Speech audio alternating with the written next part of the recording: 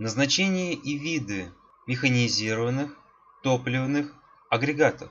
И зачем они нужны? Всем привет!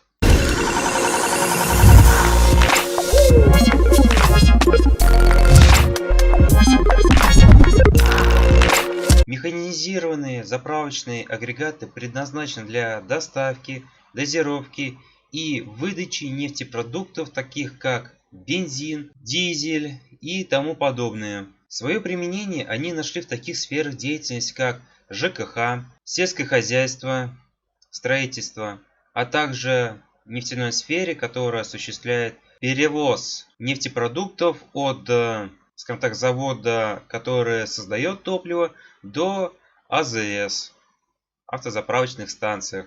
В зависимости от назначения топливозаправщики, или же в узких кругах известны как ТЗУХ, подразделяются на автоцистерны, автозаправщики и автомаслозаправщики. В зависимости от конструкции они подразделяются на два вида. Это самоходные, оборудование располагается на шасси автомобиля, и прицепные, оборудование располагается на прицепе.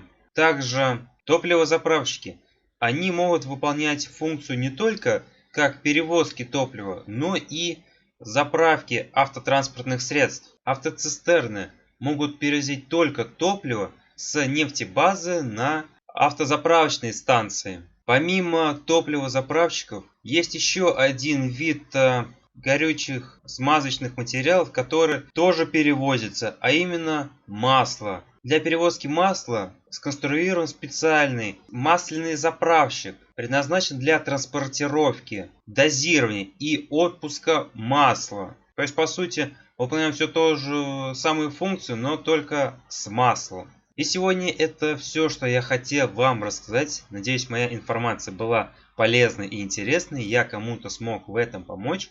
Так что напишите это лучше в комментариях. Если есть у кого-то какие-то вопросы. Если да, то какие у вас вопросы. Если есть у вас замечания, напишите. Если да, то какие. Если у вас есть какие-то предложения, предложить какую-нибудь интересную тему для видео, чтобы мы разобрали, тоже пишите, разберем.